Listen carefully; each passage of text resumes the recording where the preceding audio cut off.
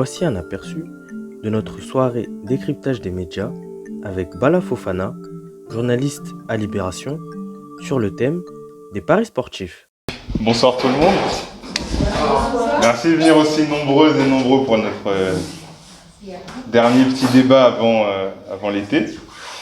Là, on va parler des paris sportifs en ligne. Je pense que vous connaissez tous quelqu'un qui connaît quelqu'un qui a eu des problèmes avec ça, ou des gens qui ne parlent que de leurs gains, etc. Et l'idée, ça va être, comme on fait toujours, d'analyser le phénomène ensemble, de regarder pas mal de vidéos et d'interagir entre nous, et de se donner des pistes de réflexion et ainsi de suite. Ok ? Donc, du coup, on va partir pour ça d'un gros boulot qui a été fait par le Bondi Blog. Est-ce que quelqu'un connaît le Bondi Blog ? Il y a une personne qui a levé le stylo au fond. Oui, mais en fait, moi, je suis pas très... Parce que comme j'enquête sur la question en tant que journaliste, donc j'ai un peu plus d'informations, mais du coup, je vais pas trop... je vais pas trop parler parce que je préfère laisser les autres. Non, mais ce que c'est. En fait, le Bondi Blog, c'est juste c'est un magazine en fait en ligne qui est plus fait par des journalistes issus des quartiers populaires et issus de l'immigration générale. Du coup, ils enquêtent plutôt sur ces sujets-là. Enfin, ils enquêtent mieux sur ces sujets-là que d'autres publications, je dirais. Si je pourrais les définir. Ouais. Du coup, alors, en fait, pour vous expliquer un peu, c'est un média associatif, c'est-à-dire que c'est un média en ligne qui n'est que sur Internet, qui a été créé en 2005, après un événement qui a secoué toutes les banlieues de France, qui est la mort de Zied Benna et Bouna Traoré à Clichy-sous-Bois, dans le transformateur électrique, après avoir été pris en charge par des policiers pendant le Ramadan en 2015, pendant qu'ils jouaient à un match de foot. Et de là, on va la faire courte parce qu'on pourrait faire une séance que sur ce média. Mais de là, il y a eu un traitement national et international des révoltes dans les quartiers populaires.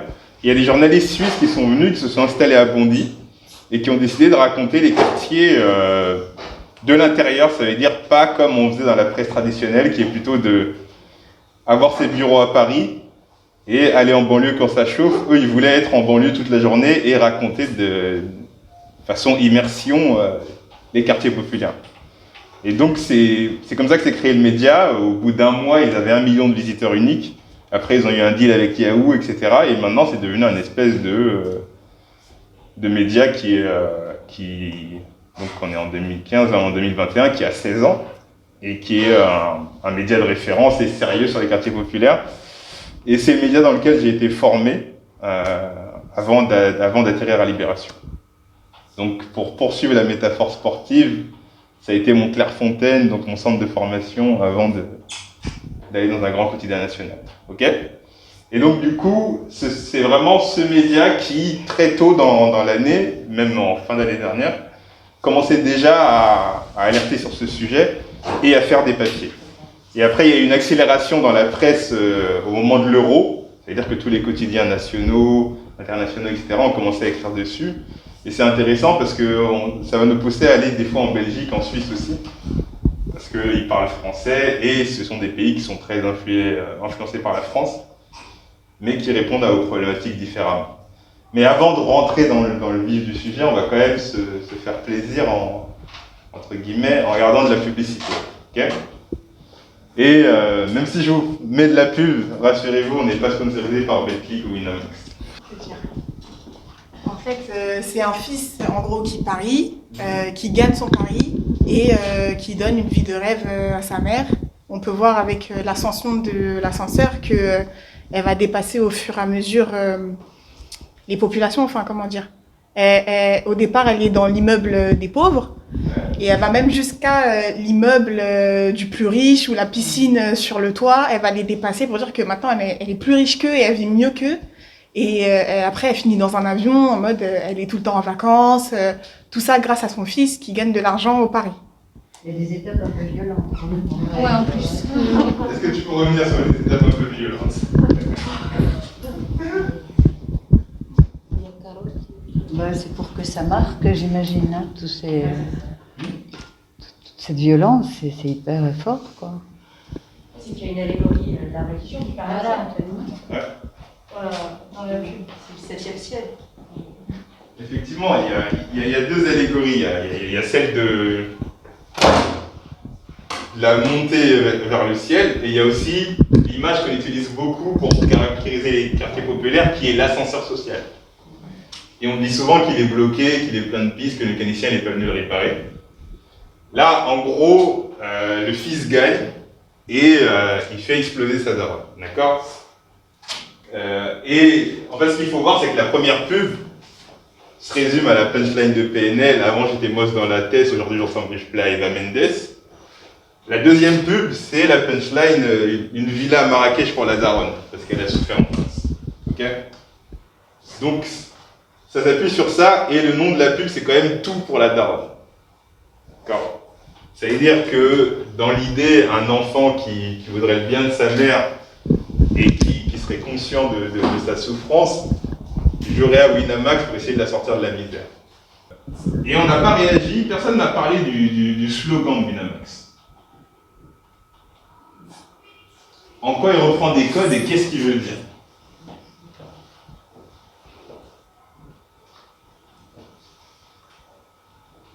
À votre avis?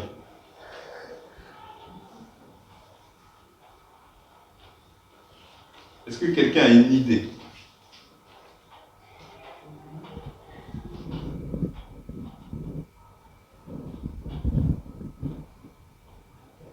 C'est respecté quand tu gagnes beaucoup, c'est ça? C'est les trois formules, là, c'est ça? Ouais, alors c'est grosse cote, gros gain, gros respect. D'accord? Donc oui, il y a l'idée, de toute façon vous l'avez vu dès le début, c'est qu'il y a l'ascension, il y a le respect, il y a la victoire quand tu gagnes. D'accord? Et il ne faut pas oublier que gros,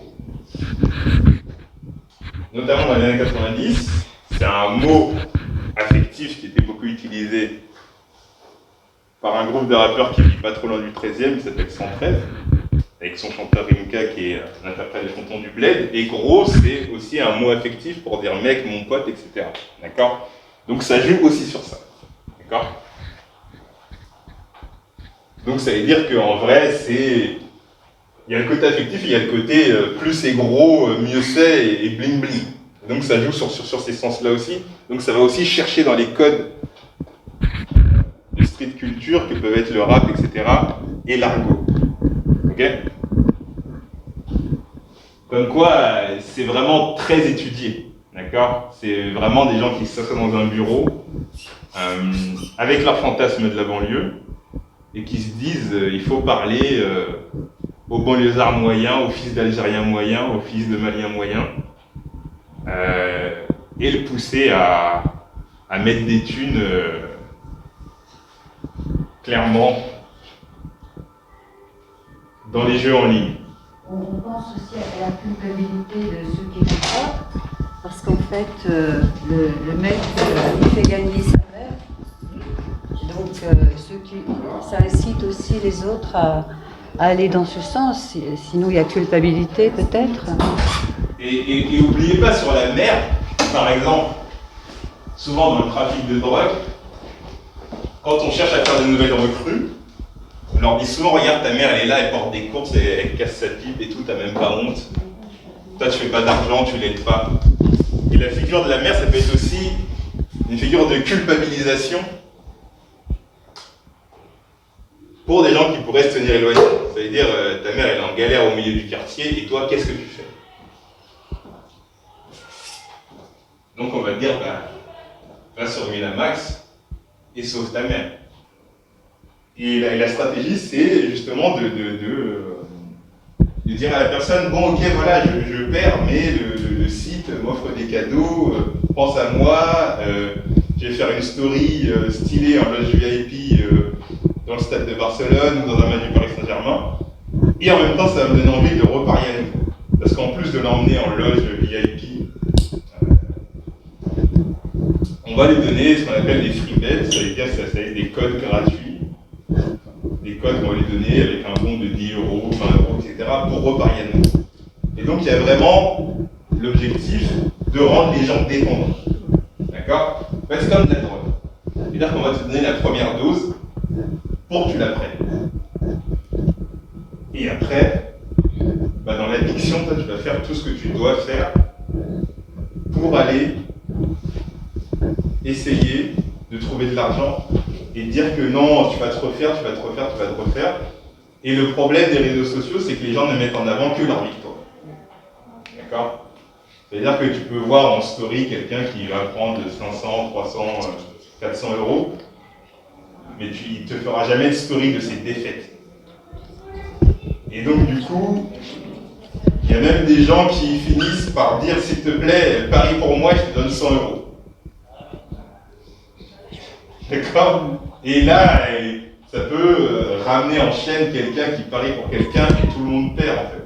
Et ça crée aussi des histoires entre des personnes et ça crée des fantasmes de l'expert qui gagne tout le temps.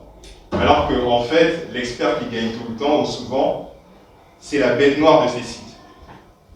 Quand ils voient quelqu'un qui gagne trop, ils se disent on va limiter ses gains, on va limiter au maximum sa participation au jeu. Donc le but, c'est d'éliminer rapidement ceux qui gagnent un peu trop vite et de toujours encourager ceux qui perdent. D'accord?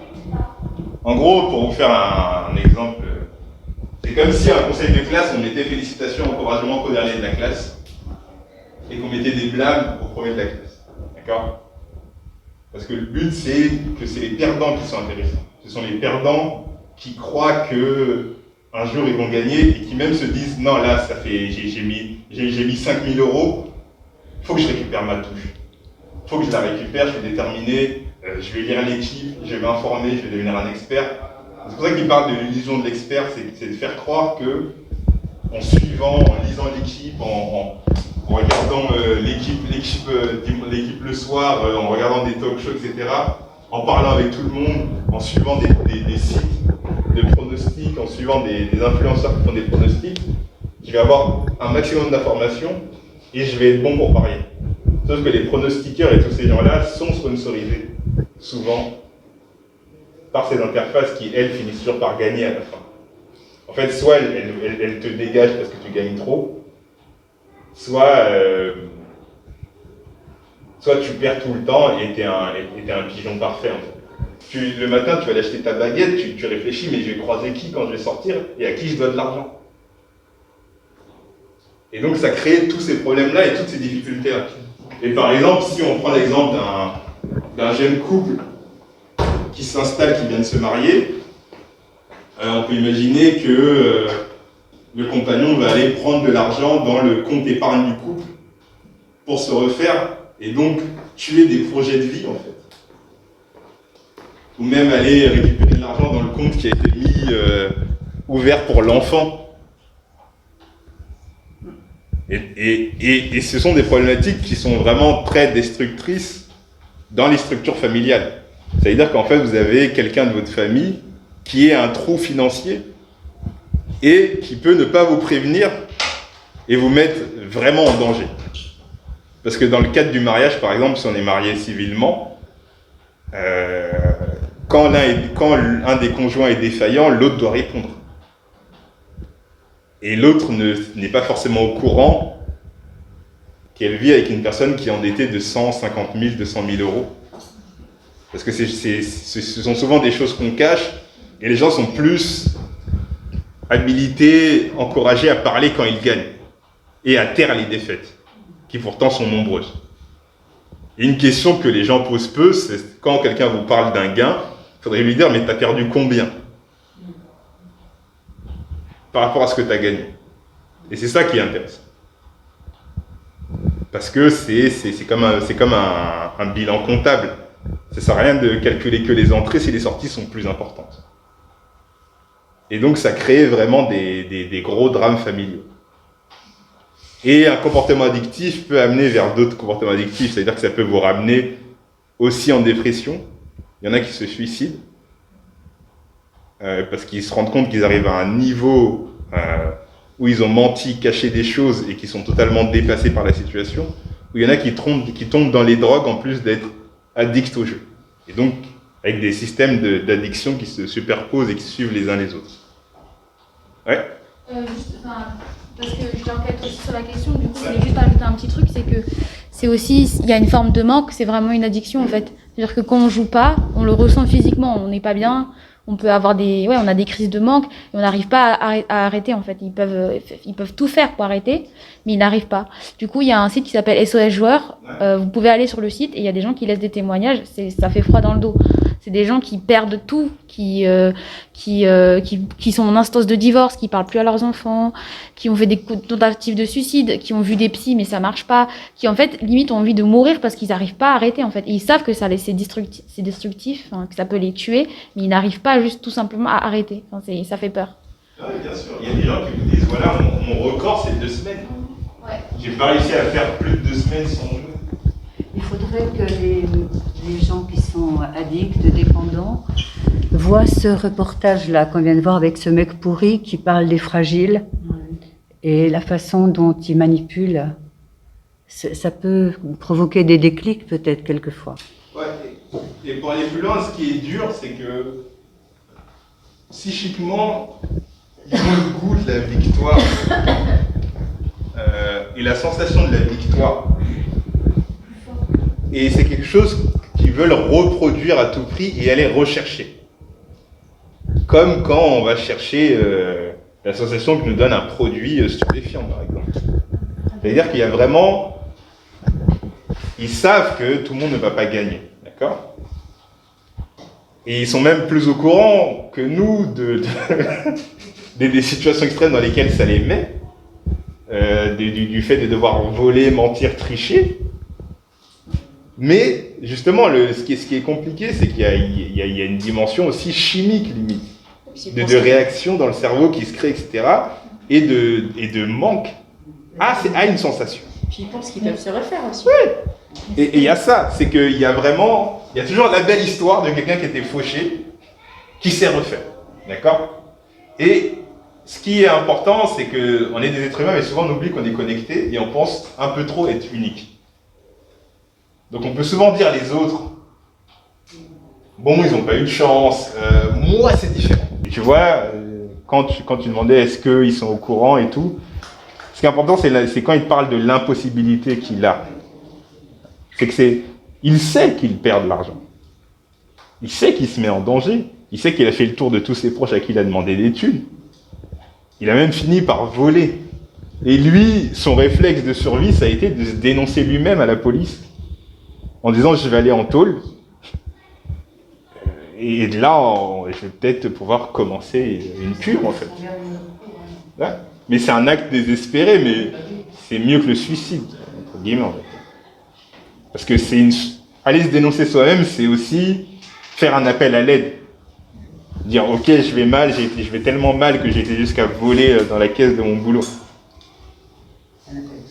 Oh, oui, clairement. Ouais. En fait, quand il fait tout ça, il sait qu'il est dans la merde, qu'il est en danger.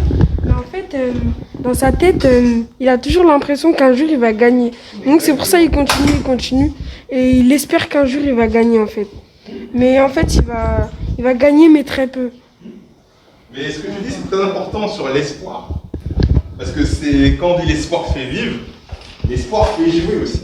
C'est-à-dire que tu te dis toujours, je vais avoir la mise qui va me sauver. Et je vais régler mes problèmes, je vais rembourser mes dettes, et ainsi de suite. Et lui, il disait bien, il disait pas qu'il voulait gagner pour faire la mala, pour avoir une vie de rêve. Il jouait pour jouer. Ouais. Non, ce que j'ai pas compris, c'est que lui, il jouait pour l'addiction, en fait. Il jouait pas pour gagner. Il a dit qu'il s'en foutait des montres de luxe et des voitures bling bling. Ouais, ça veut dire que en fait, c'est pas il joue pour l'addiction, c'est qu'il est devenu addict en jouant. Ça veut dire que, en fait, ça t'enferme dans une bulle. D'accord ? Et ça veut dire que lui, il joue pour le frisson de la victoire. Il joue plus pour le frisson d'un match, pour le plaisir que ça procure.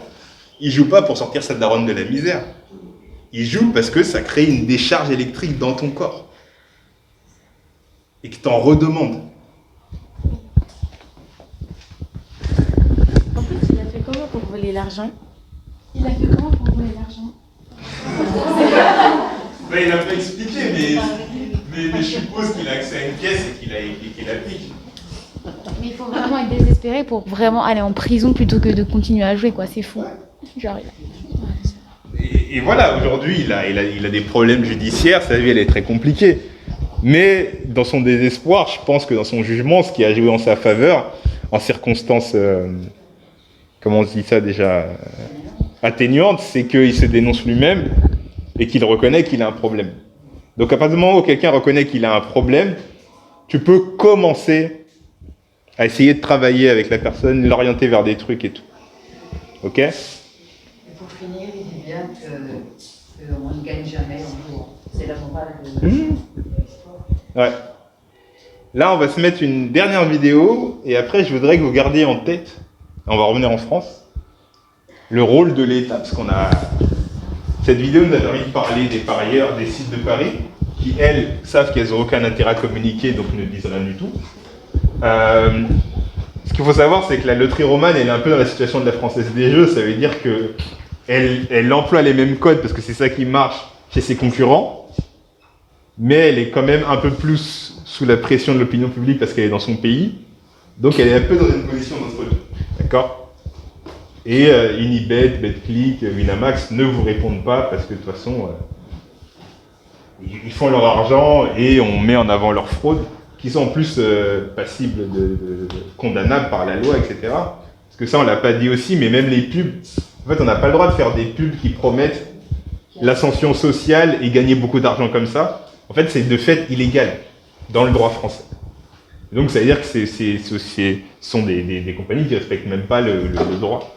Et avec un État qui n'est pas très actif sur le sujet. En fait, dans le droit français, on n'a pas le droit de dire « tu vas jouer à un jeu et tu vas devenir riche ». C'est un message qu'on ne peut pas faire passer. Et pourquoi c'est toujours en vigueur alors ? Comment ? Pourquoi c'est toujours en vigueur ces pubs ? pense qu'ils jouent quand même avec les... En fait, parce que l'État ne réagit pas, en fait. C'est surtout ça. Non, mais bien sûr. Mais en fait, ce que je veux dire, c'est que la question que ça pose, c'est ça, c'est est-ce que l'État continue à protéger ses citoyens les plus faibles ou pas face à des machines à cash qui créent des problèmes de santé publique. C'est-à-dire que on peut même pas dire que l'État ne voit que l'argent, parce qu'en fait, un problème de santé publique, c'est des pertes dans les caisses de l'État. C'est des personnes qui sont dépendantes. Vous savez, quand une grosse partie de la population d'un État est endettée, ça joue sur les chiffres et les données économiques de l'État aussi. Donc il y a des choses qui vont contre l'intérêt public collectif. C'est-à-dire qu'une population de personnes endettées, pour un État, c'est pas une bonne chose. Et et en plus que tu dois prendre en charge, etc. Mais il y a comme un espèce de situation où, en fait, vu le public que ça touche, donc un public plutôt précaire, jeune, défavorisé, il y a comme une espèce de déconnexion, en fait. Ça veut dire que, je vais vous le montrer par la suite, mais il a fallu attendre des enquêtes et que la presse en parle beaucoup pour qu'il y ait une réaction de l'État. Ok ? Et je vais vous montrer ça.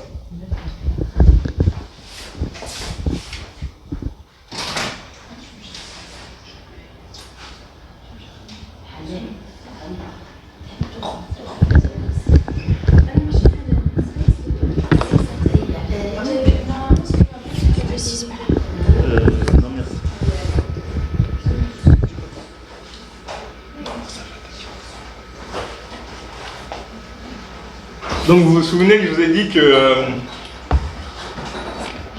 en France c'était beaucoup partie d'enquêtes faites par le Bondi Blog. Ok ?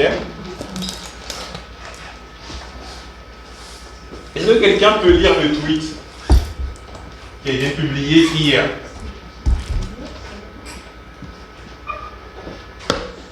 Qui se dévoue ?